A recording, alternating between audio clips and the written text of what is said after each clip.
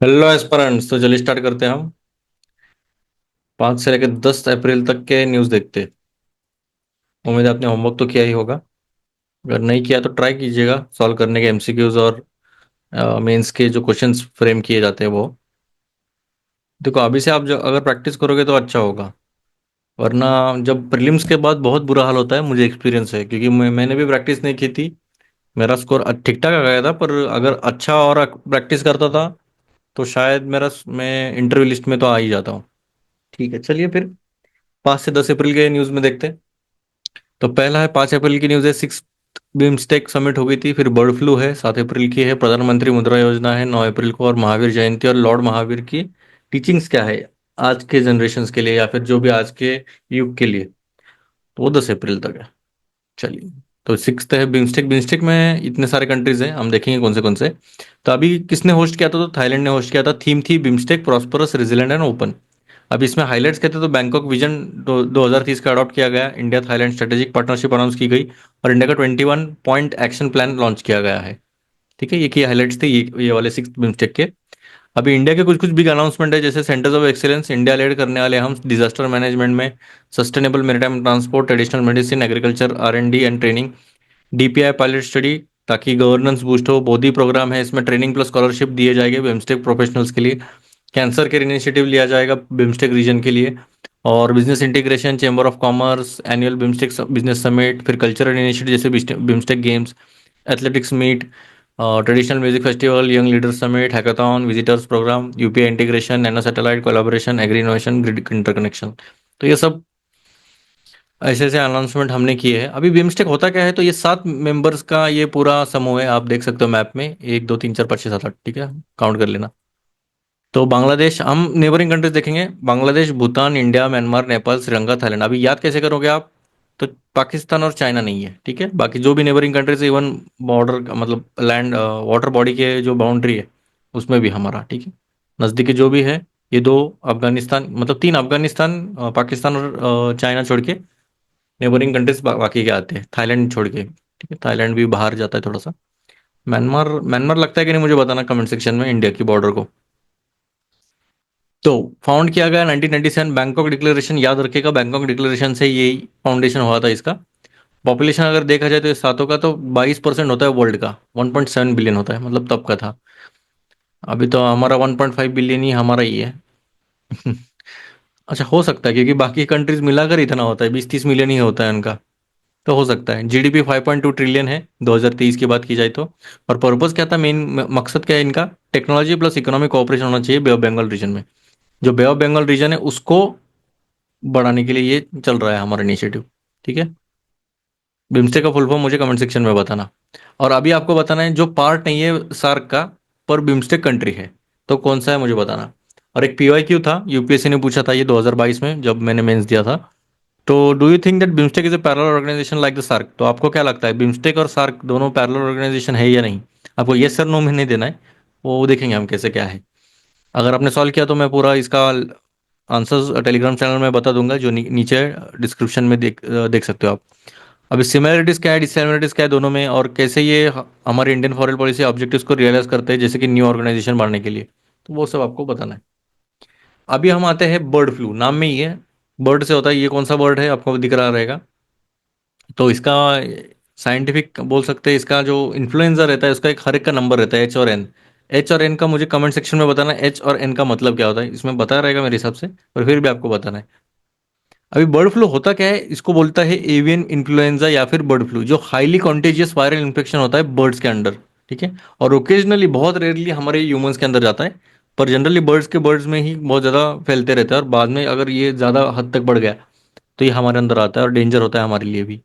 Influenza ए virus से होता है ये, नोटेबली जनरली मेजरली तो H5N1 और H5N8, ये दो वायरसेस के नाम है ये। ठीक है, ए वायरसेस याद रखिएगा, उसमें भी कैटेगरीज है। और फर्स्ट ह्यूमन केस की बात की जाए तो हांगकांग में मिल गया था 1997 में। ट्रांसमिशन कैसे होता है? तो डायरेक्ट कांटेक्ट से होता है, इन्फेक्टेड बर्ड से या फिर कंटेमिनेटेड सर्विस से, जैसे बर्ड मार्केट वगैरह आप जाते हो तो। ह्यूमन टू ह्यूमन ट्रांसमिशन भी होता है, बहुत रेयर होता है, पर फैटेलिटी रेट 60% है, मतलब कोविड से भी ज्यादा। कोविड का तो 3% है और इसका तो देखो 60% है। कोई कंफर्म्ड एयरबोर्न ट्रांसमिशन ह्यूमंस में ऐसा अभी तक तो पाया नहीं गया है।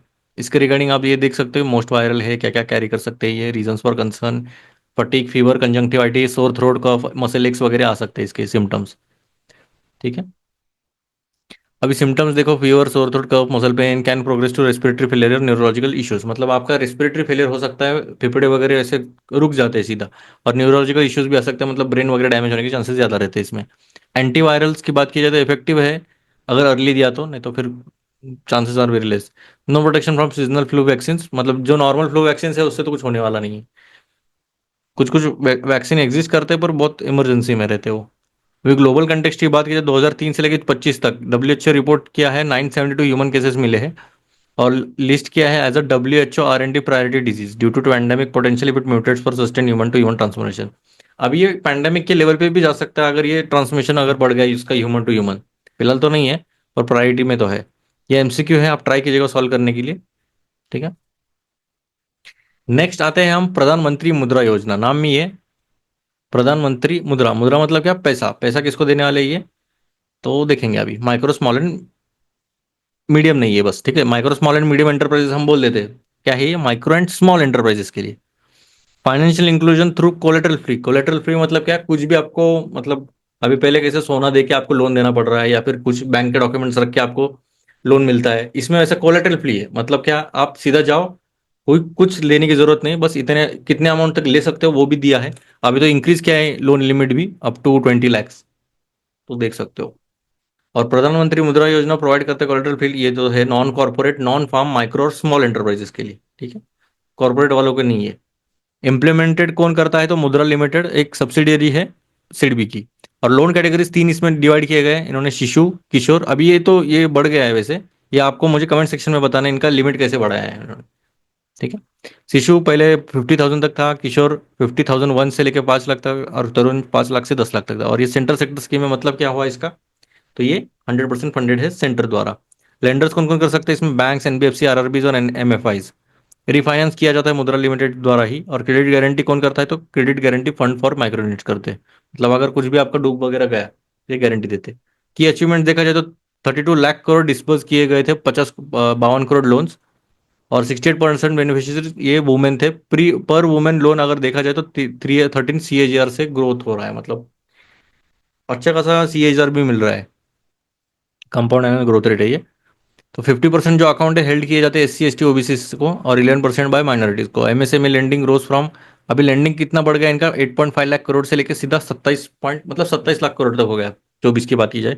और बैंक क्रेडिट भी 50 से लेकर 20 तक बढ़ गया इनका। पैंडेमिक रिलीफ भी दिया जाता है, 2% इंटरेस्ट सब्वेंशन और शिशु लोन्स। आत्मनिर्भर भारत, मतलब 2% आपको और कम देने की जरूरत है, मतलब जो इंटरेस्ट लगता है उस पर भी और कम इन्होंने दिया, मतलब अगर 4% आपको इंटरेस्ट भरना था तो 2% अभी इन्होंने शिशु लोन्स के ऊपर किया है। लोन अपग्रेडेशन किया है अभी शिशु का, अगर लेस देन 50,000 है तो शेयर अभी कम हुआ है 92 से 63%।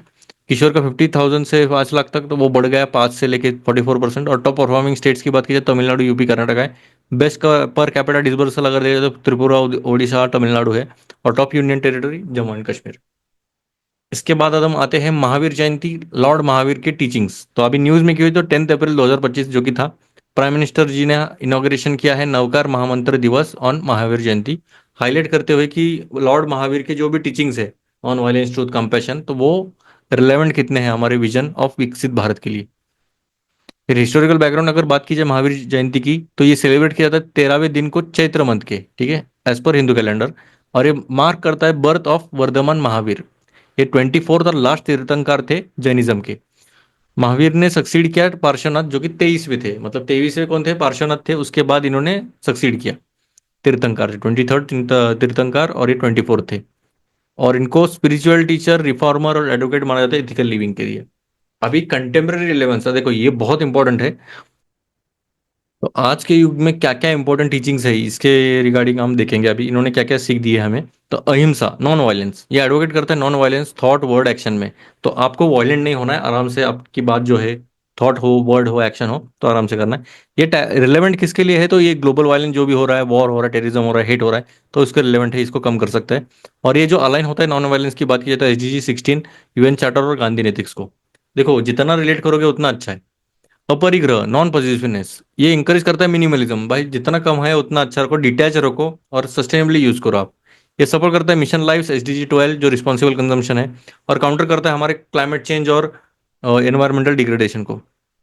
फिर अनेकांतवाद, मल्टीप्लिसिटी ऑफ व्यूज है इसमें, कि भाई आप टॉलरेंस प्रमोट करो, प्लूरलिज्म होना है चाहिए, एक्सेप्टेंस ऑफ डाइवर्स ट्रूथ, मतलब सभी का ट्रूथ देखना चाहिए, बस एक ही नजरिए से आप देखोगे और फिर बोलोगे कि भाई ये डिसीजन है, तो डिफिकल्ट हो जाएगा। इसलिए यूपीएससी भी वही करता है कि भाई आपको पहले पूरा व्यू जानना चाहिए और फिर आपका डिसीजन जो भी रहेगा वो लेना चाहिए।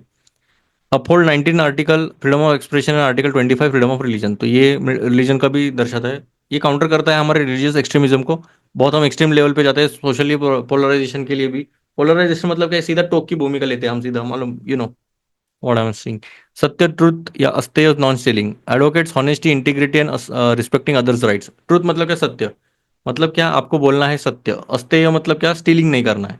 ये इंकरेज करता है एथिकल बिजनेस, कॉम्बैट करता है करप्शन, अलाइन करता है ESG, fair trade, corporate social responsibility. फिर आता है ब्रह्मचर्य, सेल्फ रेस्ट्रेंट, सेल्फ डिसिप्लिन होना चाहिए मॉडर्न टाइम्स में, प्रमोट करता है मेंटल हेल्थ, रिड्यूस करता है एडिक्शन और इमोशनल स्ट्रेस, ये सबसे इंपॉर्टेंट है। एडिक्शन और इमोशनल स्ट्रेस को ये कम करने के लिए बेस्ट है, और यूजफुल करता है हमारे एड्रेसिंग लाइफस्टाइल डिसऑर्डर जो भी चल रहा है अभी।